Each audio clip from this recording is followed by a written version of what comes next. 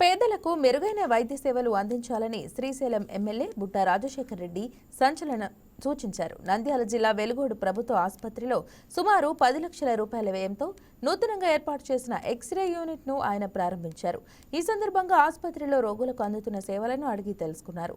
ఆసుపత్రిలో తాగునీటి సమస్య, సీసీ కెమెరాల ఏర్పాటు, ఆసుపత్రి ప్రాంగణంలో పలుచోట్ల సీసీ రోడ్ల నిర్మాణం చేయాలని వైద్యులు ఎమ్మెల్యే దృష్టికి తీసుకురావడంతో స్పందించిన ఎమ్మెల్యే బుడ్డా రాజశేఖర్ రెడ్డి తక్షణమే మంజూరు చేయిస్తానని హామీ ఇచ్చారు.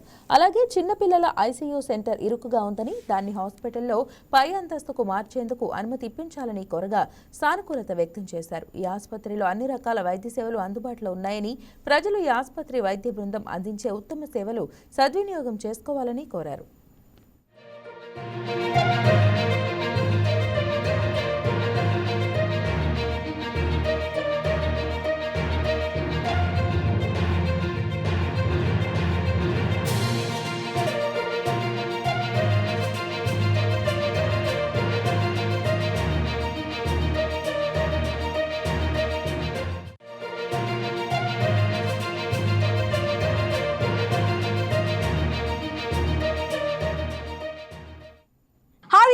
ఈ వీడియో మీకు నచ్చినట్లయితే లైక్ కొట్టి షేర్ చేసి వైకే టీవీని సబ్స్క్రైబ్ చేసుకోండి.